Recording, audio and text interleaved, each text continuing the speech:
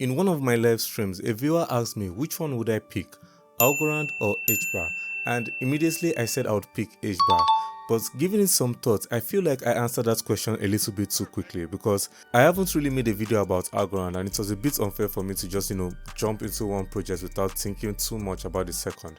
So I went into it and frankly, both of them are very similar in what they do. I mean, they are both around the same market cap of about $1.5 billion.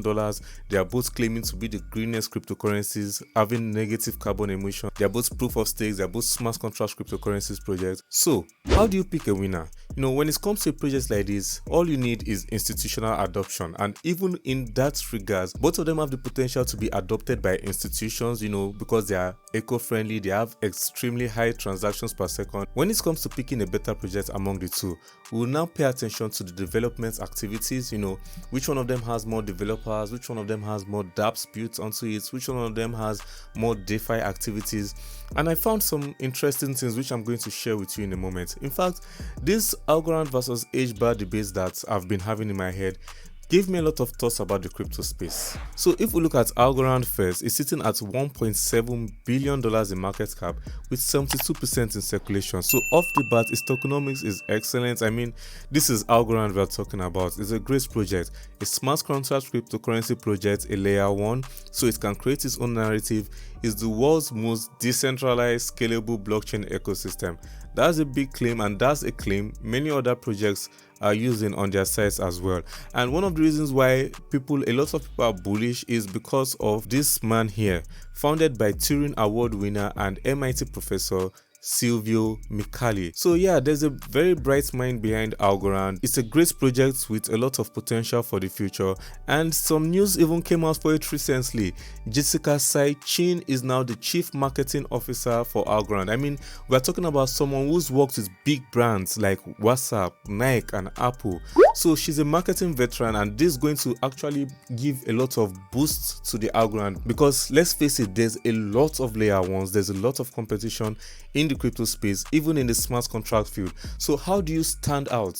You have to market, you have to be able to convince people to choose yours over the others, which might even be doing better than you. So a big part about crypto is actually about marketing, putting your product out there in front of other people's faces so they pick yours over a competitor. And Jessica Sai-Chin, I went through LinkedIn and I mean, she's amazing. She's worked with a lot of brands. She knows what she's doing. Nike and Apple, marketing for multi-billion-dollar successful companies like this. But HBAR is nothing to sleep on. I mean, it's a great project, sitting at a very similar market cap, $1.6 billion, and 51% in circulation. It's extremely scalable, a higher transactions per second than even Algorand. HBAR is a great project. It's got a lot of big brands too behind it, working with Google, LG and IBM. There's a lot of potential for HBAR. Is extremely scalable, it's sustainable, carbon negative and future proof as well. I made a whole video dedicated to just HBAR, you can check that out. But another metric I was looking at, to compare these two projects, like I said earlier, is the DeFi activities. What's the total volume locked on this? So right off the bat, we all know Ethereum is the king of smart contract projects with 59.46% of the total volume locked, while HBAR and Algorand don't really have an impressive amount. HBAR has just 37.5 million in total volume locked, and Algorand 179.39 million in total volume locked. So there are two ways you can look at this. First, you look at it like a potential for upturn, having a lower amount of total volume locked. Some might see it as, not many people have discovered this project, not many people are into this project, so there's a lot of room for growth. There's this much more potential for it to go even higher.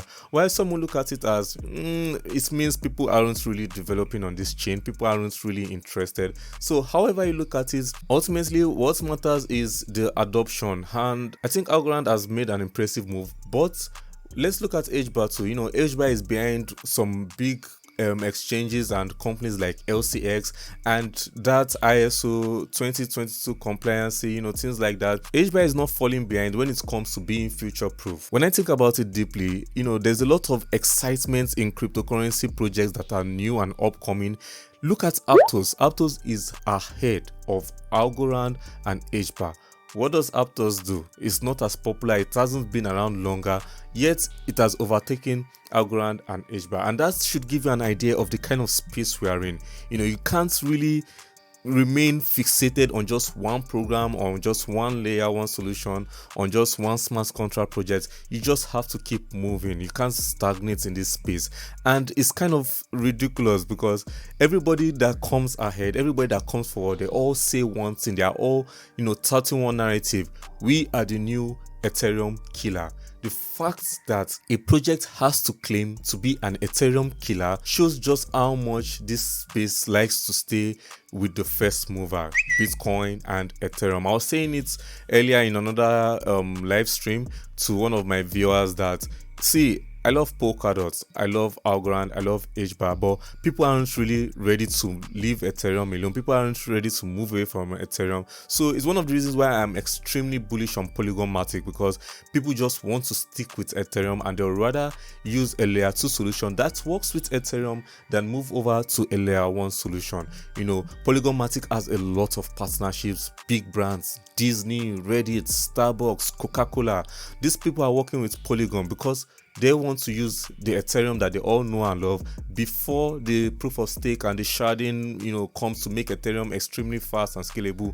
They'll rather use a layer 2 solution with Ethereum. So where does this put other layer 1 projects? Well, I like to get in early on layer 1 projects before they pump, like Aptos did, or when a layer 1 has any big news or trending events that is about to take place. One thing you should know to make it in the crypto space is you have to pay attention to what moves the market, and the smart contract projects that make this a possibility are the ones you should be investing in, making a lot of money out of. So just try to pay attention to the ones that will trend, try to pay attention to layer 1s, pay attention to layer 2s that bring in or support new narratives like artificial intelligence, gaming, things like that, and you should be fine in this space. Ultimately, a lot of people want to make a lot of cash, 10, 20, 100 as good investment decisions, make a lot of money and stack some Bitcoin and some other stable coins maybe.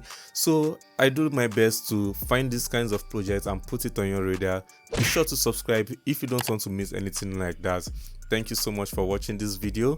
Like, share, comment down below on any other project or topic you'd like me to cover, and I hope to see you next time. Stay safe and take care.